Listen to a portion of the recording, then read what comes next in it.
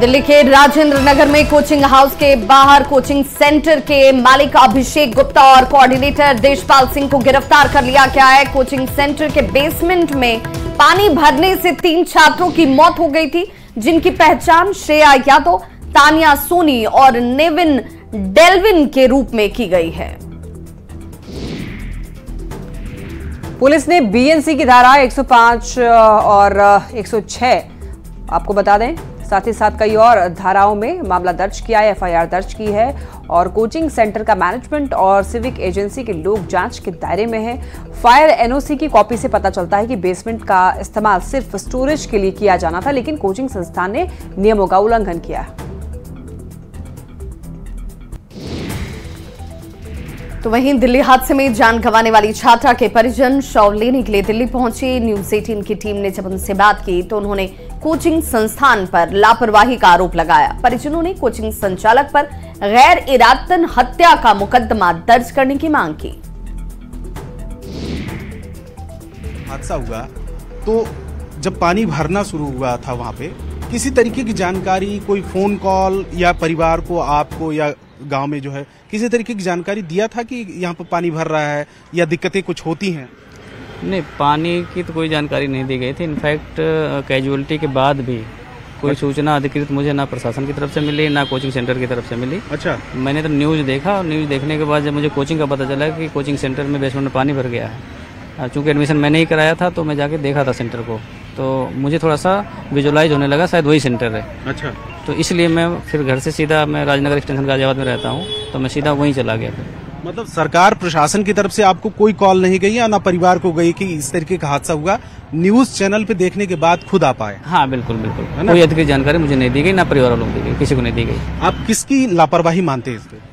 नहीं, पहले तो कोचिंग सेंटर वाले, हम एडमिशन बच्चे का कराएं कोचिंग सेंटर में तो पहले जिम्मेदारी तो कोचिंग सेंटर की बनती थी कि वो हमसे बात करता। हाँ। ठीक है। हाँ। जब मैंने कोचिंग सेंटर वाले को फ़ोन किया और उससे पूछा कि इस घटना में जो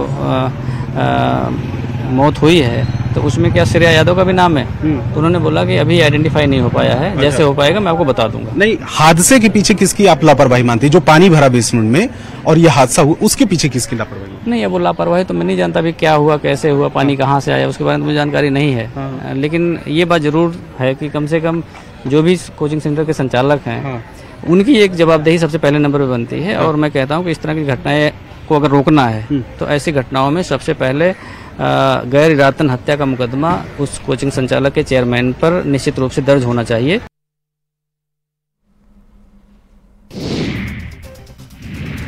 डेमोग्राफी चेंज पर कांग्रेस विधायक शिल्पी नेहा तिर्की के बयान पर सियासी बवाल मचा हुआ है। कांग्रेस विधायक ने बिहारियों की तुलना बांग्लादेशी घुसपैठियों से की। मानदर से कांग्रेस विधायक के बयान ने झारखंड से लेकर बिहार तक सियासत में नई बहस छेड़ दी है।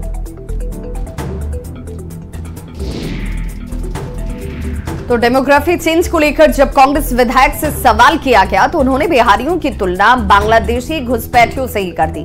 अब बिहार में भी इस पर सियासी बवाल मच गया है। आरजेडी ने शिल्पी के बयान की निंदा की तो बीजेपी ने भी शिल्पी नेहा तिर्की पर जमकर वार किया। वहीं कांग्रेस इस बयान के बचाव में उतर आई है।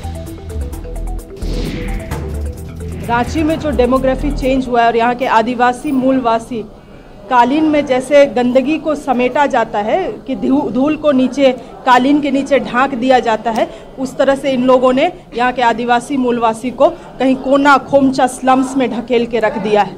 डेमोग्राफी चेंज का यहाँ क्यों नहीं बात करते? रामगढ़ में आज मुखिया कौन बनता है? बिहारी लोग बनते हैं, बिहार से आके। वो सब चीज़ें नहीं दिखती हैं इनको, उसके बारे में इनको बात करना चाहिए। उसके बाद संथाल के बारे में भी हम लोग बात करेंगे। कांग्रेस विधायक शिल्पी नेहा तिर्की के बयान पर चिराग पासवान ने कहा, क्षेत्रवाद फैलाने का प्रयास समय समय पर विपक्ष के नेता करते रहते हैं। बिहारियों में इतना सामर्थ्य है कि आज सबसे बड़े पदों पर बिहार के लोग हैं। हर राज्य की अर्थव्यवस्था मजबूत करने में बिहारियों का योगदान है। बड़े बिजनेस हाउस में बिहार के लोग मिलते हैं। चिराग पासवान ने कांग्रेस पर बांटने वाली साजिश रचने का आरोप लगाया। ये क्षेत्रवाद फैलाने का प्रयास विपक्ष के नेताओं के द्वारा से समय समय पर होता रहा है। कभी जाति के आधार पर, कभी धर्म के आधार पर, कभी क्षेत्र के आधार पर। मुझे खुशी है इस बात की बिहारियों में इतना सामर्थ्य है आप सबसे बड़े पदों से लेकर एक मजदूर की श्रेणी में भी आप देखिएगा तो देश के हर राज्य में एक महत्वपूर्ण भूमिका बिहारी निभाते हैं। आप बड़े बड़े बिजनेस हाउसेस में चले जाइए, वहाँ पर आपको बिहारी मिलेंगे। बड़े बड़े मीडिया हाउसेस में आप चले जाइए, बड़े बड़े पदों पर वहाँ पर आपको बिहारी मिलेंगे।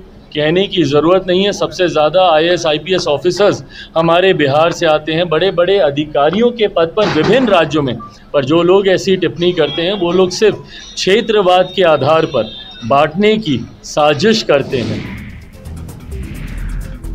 बीजेपी के दिल्ली स्थित मुख्यालय में मुख्यमंत्री परिषद की अहम बैठक आज भी हो रही है और इस बैठक में बीजेपी शासित राज्यों के मुख्यमंत्री और कई केंद्रीय मंत्री मौजूद हैं। पीएम मोदी भी दूसरे दिन इस बैठक में शामिल हो रहे हैं। तो लोकसभा चुनाव के नतीजों के बाद हो रही इस बैठक में पार्टी के प्रदर्शन पर चर्चा की जा रही है, साथ ही साथ आगे की रणनीति पर मंथन हो रहा है। इस बैठक में बिहार के दोनों डिप्टी सीएम सम्राट चौधरी और विजय सिन्हा शामिल हैं। पूर्व केंद्रीय मंत्री संतोष गंगवार को राष्ट्रपति द्रौपदी मुर्मू ने झारखंड का राज्यपाल नियुक्त किया है। संतोष गंगवार 6 बार सांसद रह चुके और बीजेपी में लंबे समय तक सक्रिय भी रहे। आपको बता दें कि सीपी राधाकृष्णन ने 18 फरवरी 2023 को झारखंड के राज्यपाल का पदभार संभाला था। अब उन्हें महाराष्ट्र का राज्यपाल बना दिया गया है। जमशेदपुर सोनारी के स्लम बस्ती में पीएम मोदी के मन की बात सुनने बता दें आपको एक कार्यक्रम का आयोजन किया गया, जिसमें 100 से भी ज्यादा युवा, महिला और बच्चों ने मन की बात कार्यक्रम को सुना। इस दौरान बीजेपी नेता ने कहा कि पीएम के मन की बात का अधिक बल युवाओं के लिए था, ताकि युवा को अच्छी सीख प्राप्त हो सके। उन्होंने आगे ये भी कहा कि कार्यक्रम से युवाओं को काफी कुछ सीखने को मिला। इस बार हरजन बस्ती में मन की बात का आयोजन किए बिष्टुपुर में, और बड़ा अच्छा लगा। बच्चों का उत्साह देख के अच्छा लगा। बच्चे भी माननीय प्रधानमंत्री जी को देखे और खास करके आज मन की बात बच्चों से रिलेटेड था। पूरा प्रधानमंत्री जी का जो लगभग 15 मिनट तक बच्चों से ही इंटरेक्ट किए और बच्चों को उत्साहित करने का काम हुआ, तो यूथ काफी उत्साहित थे और माताएं बहनें भी काफी उत्साहित थी। पटना में वन एवं पर्यावरण मंत्री डॉक्टर प्रेम कुमार ने प्रधानमंत्री नरेंद्र मोदी की मन की बात कार्यक्रम को सुना और इस मौके पर उनके साथ कई और नेता और कार्यकर्ताओं ने भी पीएम मोदी के मन की बात कार्यक्रम को सुना। तो मन की बात कार्यक्रम सुनने के बाद मंत्री प्रेम कुमार ने कहा कि पीएम नरेंद्र मोदी कला और संस्कृति को बढ़ावा दे रहे हैं। बिहार की सियासत में पोस्टर के काफी मायने हैं। कभी पोस्टर के जरिए विरोधी दल पर निशाना साधा जाता है तो कभी अपने नेता का गुणगान किया जाता है। कुछ ऐसा ही पोस्टर तेजस्वी यादव के आवास के पास तेजस्वी के समर्थक भाई धर्मेंद्र मुखिया ने लगाया है। इस पोस्टर में तेजस्वी को नायक और शेर दोनों बताया गया है। तो आपको बता दें कि तेजस्वी भी कई बार अपने आप को शेर का बेटा कह चुके हैं। इस बार उनके समर्थक भाई वीरेंद्र मुखिया ने तेजस्वी को ही शेर बताने का काम किया। बिहार की सियासत में पोस्टर के कई मायने हैं। कभी पोस्टर के जरिए अपने विरोधी पर निशाना साधा जाता है तो कभी अपने नेता का वखान किया जाता है। आज हम तेजस्वी के एक ऐसे पोस्टर को दिखाने जा रहे हैं जिसे देख करके आप ये कहेंगे कि तेजस्वी जो हैं अब नायक हो गए हैं। देखिए, तेजस्वी यादव को इस पोस्टर में नायक बताया गया है और खास बात इस पोस्टर की ये भी है कि इस पोस्टर में तेजस्वी को जो है वो शेर की तरह दहाड़ता हुआ दिखाया गया है। बताते चले कि तेजस्वी यादव जो है वो लोकसभा चुनाव हो, विधानसभा चुनाव हो या उपचुनाव हो, लगभग सभी चुनावों में तेजस्वी अपने आप को शेर का बेटा बताते हैं। लालू प्रसाद यादव को शेर बताते हैं और कहते हैं कि मैं शेर का बेटा हूं, किसी से डरने वाला नहीं। और सीधा हमला जो होता है वो तेजस्वी यादव का वो केंद्र सरकार और बिहार सरकार पे होता है। लेकिन यहाँ पे इस पोस्टर में तेजस्वी को ही शेर के रूप में दिखाया गया है और तेजस्वी को जो है वो नायक बताया गया है। ये पोस्टर जो है वो भाई धर्मेंद्र मुखिया के द्वारा लगाया गया है, जिनकी तस्वीर भी इस पोस्टर में है। तो कहीं ना कहीं कह सकते हैं कि पोस्टर के जरिए विरोधियों पर निशाना साधना और अपने नेताओं को खुश करना बिहार की सियासत की कह सकते हैं तो एक पहचान सी बन चुकी है जो इस पोस्टर में नजर आ रही है। अमित कुमार, न्यूज़ 18 पटना। बिहार में स्कूलों की टाइमिंग को लेकर बहस शुरू हो गई है। शिक्षा मंत्री सुनील कुमार ने सदन में स्कूलों की टाइमिंग बदलने का भरोसा दिलाया था। शिक्षा मंत्री ने कहा था कि 2 दिनों में सरकारी स्कूलों की टाइमिंग सुबह के 10 बजे से लेकर के शाम के 4 बजे तक हो जाएगी, लेकिन अब तक स्कूलों की टाइमिंग में कोई बदलाव नहीं किया गया है। शिक्षक नेता अब इस पर सवाल उठा रहे हैं। मुजफ्फरपुर में परिवर्तनकारी प्रारंभिक शिक्षक संघ के नेता ने कहा कि जब मुख्यमंत्री ने सदन में टाइमिंग 10 से 4 के लिए कह दिया, फिर आज तक उनके आदेश का पालन क्यों नहीं हुआ। सीएम का सदन में दिया गया आदेश कानून की तरह होता है, बावजूद अभी तक इसे लेकर कोई लेटर जारी नहीं किया गया। शिक्षक नेता ने कहा कि अगर 1 हफ्ते में बदलाव नहीं हुआ तो पटना में शिक्षक आंदोलन करेंगे। मुख्यमंत्री जी का आदेश, जो कि वो भी विधानसभा में दिया गया आदेश, अपने आप में कानून माना जाता है।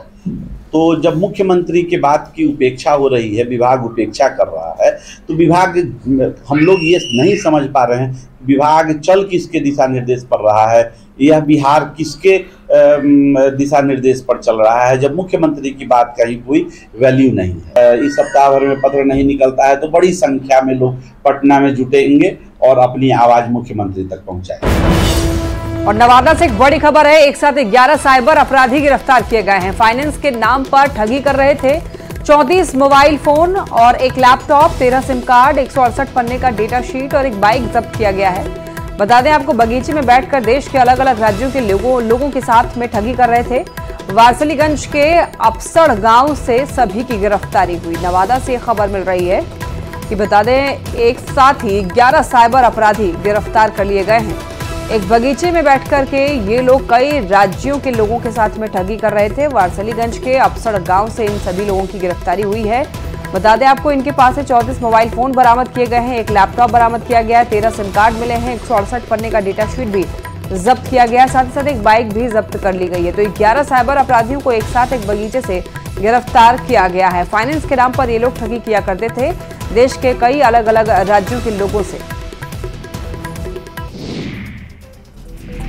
कांवड़ यात्रा की वजह से यूपी के हरिद्वार में भारी भीड़ देखते हुए प्रशासन अलर्ट मोड पर है। यहां पुलिस और एडीआरएफ समेत अन्य सुरक्षा बलों के जवान तैनात हैं। कांवड़िए गंगा नदी में आकर आस्था की डुबकी लगाते हैं, लेकिन बरसात के मौसम में नदी का बहाव तेज है और ऐसे में किसी अनहोनी से लोगों को बचाने के लिए श्रद्धालुओं की सुरक्षा के लिए एसडीआरएफ के जवानों को घाट पर उतारा गया है। एसडीआरएफ के अलर्ट रहने का असर ये हुआ कि कांवड़िए को जल लेने के दौरान डूबने से बचाया गया। और आपको बता दें कि सावन के इस महीने में कांवड़ियों की भीड़ हरिद्वार की गंगा नदी में जमकर उमड़ रही है, तो वहीं दूसरी तरफ गंगा के घाट पर कांवड़ियों के डूबने के भी कई मामले सामने आ चुके हैं। लेकिन उत्तराखंड एसडीआरएफ के जवानों की मुस्तैदी की वजह से गंगा घाट पर बहने वाले कांवड़ियों को बचाने के लिए एसडीआरएफ के जवानों ने रात दिन एक कर दिया है। अयोध्या में राम मंदिर में रामलला के प्राण प्रतिष्ठा जरूर हो गई, लेकिन मंदिर निर्माण का कार्य अभी भी जारी है। इसे लेकर श्री राम मंदिर निर्माण समिति के अध्यक्ष नृपेंद्र मिश्रा के माने तो 31 दिसंबर 2024 तक मंदिर निर्माण का कार्य पूर्ण करने की तैयारी है। इस मंदिर में कुल 5 शिखर होंगे, जिनमें से 3 पहले ही बनाए जा चुके हैं, जबकि 2 इस वक्त निर्माण के दायरे में हैं। तो मुख्य शिखर को 161 फीट ऊंचा बनाया जा रहा है, जिस पर सोने की परत भी चढ़ाई जाएगी और इसके साथ ही मंदिर का प्रथम तल और दूसरा तल भी जल्दी ही बनकर तैयार हो जाएगा, जिसके बाद भगवान राम का दरबार भी बनेगा। लखनऊ के फैजुल्लागंज में शनिवार शाम वर्चस्व के लिए एक नाई की दुकान में बाल कटवा रहे युवक की करीब 15 सेकंड में 6 बार चाकू से गोदकर हत्या कर दी गई। युवक के सीने और पेट पर बेरहमी से कई बार वार किया गया। युवक कुर्सी से फर्श पर गिर गया और हमलावर यहां से भाग गए। तो सीसीटीवी कैमरे में कैद ये तस्वीरें भी इस वक्त आपके टीवी स्क्रीन पर हैं। कैसे इस घटना को अंजाम दिया जाता और चाकू से लैस ये हमलावर यहां पर पहुंचे थे और कई बार उसके पेट और सीने पर चाकू से ताबड़तोड़ हमला किया गया, जिससे ये शख्स उसी कुर्सी से नीचे गिर जाता है।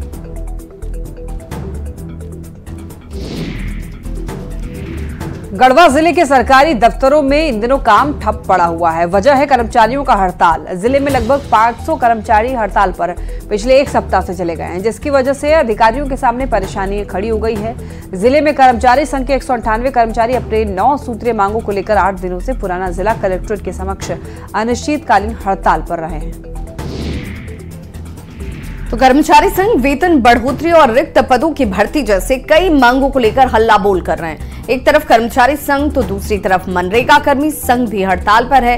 300 की संख्या में हड़ताल पर गए कर्मचारियों से पूरे जिले में मनरेगा जैसी योजना ठप हो गई है। मनरेगा कर्मचारी भी पक्की नौकरी और वेतन बढ़ोतरी की मांग को लेकर धरने पर हैं। अनुसेवक का ग्रेड पे 1800 है और अनुसूचित कर्मचारी संघ हमारे संपर्क के जो क्लर्क हम लोग हैं, हम लोग का ग्रेड पे 1901 रुपये का डिफरेंस है। हम सरकार से मांग किए हैं कि हमारा ग्रेड पे 1900 से बढ़ाकर 2400 NSCL किया जाए। सिर्फ 500 रुपया के लिए ग्रेड पे के लिए हम लोग हड़ताल में जा रहे हैं।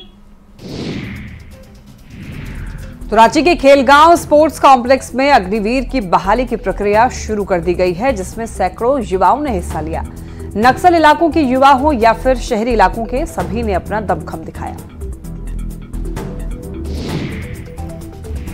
तो अग्निवीर की बहाली में फिजिकल फिटनेस को लेकर तमाम चीजों की जांच करते हुए अधिकारी इस पर नजर बनाए हुए हैं। पूरी पारदर्शिता के साथ अभ्यर्थियों का चयन किया जा रहा है। आपको बता दें कि अग्निवीरों के पैरामीटर में खुद को खरे साबित करने वालों को देश सेवा का मौका मिलेगा। हम गिरिडीह डिस्ट्रिक्ट से आए हैं और तैयारी लगभग पिछले 4 महीनों से कर रहे थे और अभी तैयारी में मेरा कामयाबी हो गया। उनको मतलब जो जितना मेहनत किए उतना हमको आज मिल चुका है। क्या कुछ हुआ? दौड़ तमाम चीजें हुई? दौड़ बहुत ही अच्छा हुआ सर। दौड़ के लिए कोई टेंशन नहीं और किसी भी प्रकार का कोई दिक्कत नहीं है। आप और जो भी आएंगे उनको मैं यही कहना चाहूंगा कि आप मतलब बेफिक्र होके आइए, किसी भी तरह के कोई दिक्कत नहीं है। कोई नहीं सर, बहुत अच्छा। हम लोग सर इतना बढ़िया से केयर किए ना, हम बता नहीं सकते। बहुत बढ़िया, हमेशा हम लोग को बोले कि ऐसे करना वैसे करना, बहुत अच्छा से बताएं। हम लोग को जैसे बताएं वैसे ही किए सर। तो आज बोल सकते कि हाँ रनिंग क्लियर जो हुआ है सर, जैसे जैसे बताएं वैसे ही किए। बहुत ही नक्सल प्रभावित था, जिससे लोगों को बहुत परेशानी होती थी। घर से बाहर निकलने भी नहीं देते थे। फिर और कहीं जाना रहता था तो सबको बंदी बना के रखते थे। फिर जब से CRPF कैंप लगी तब से नक्सली आजकल दिखाई नहीं पड़ता है और जिससे लोगों को अच्छी सुविधा भी मिल गई है, परेशानी नहीं होती है। तो CRPF वालों को ही देख के लगा कि आपको आर्मी में आना चाहिए? नहीं, मैं पहले से ही सोचता था बचपन से ही कि मैं फौज को वर्दी देख के खुश हो जाता था पहले। झारखंड के सहायक पुलिसकर्मी करीब 1 महीने से मोराबादी मैदान में आंदोलन कर रहे हैं। अपनी मांगों को लेकर आंदोलन कर रहे सहायक पुलिसकर्मी के आंदोलन स्थल से पिछले 3 दिनों से बिजली गुल है। तो देखिए, सहायक पुलिसकर्मी अब जान को जोखिम में डालकर मोबाइल चार्ज करते हुए इन तस्वीरों में आपको नजर आ रहे होंगे। झारखंड के सहायक पुलिसकर्मी पिछले 26 दिनों से रांची के मोराबादी मैदान में आंदोलन कर रहे हैं। इस आंदोलन के बीच पिछले 3 दिनों से इस इलाके की यानी मोराबादी के एक इलाके की बिजली गुल है। बिजली गुल होने के बाद जो सहायक पुलिसकर्मी आंदोलनरत हैं, उन्हें मोबाइल चार्ज करने में जिस तरीके से परेशानी आई और फिर जो जुगाड़ तकनीक का उपयोग किया गया, उसे आज हम आपको दिखाने के लिए आए हैं।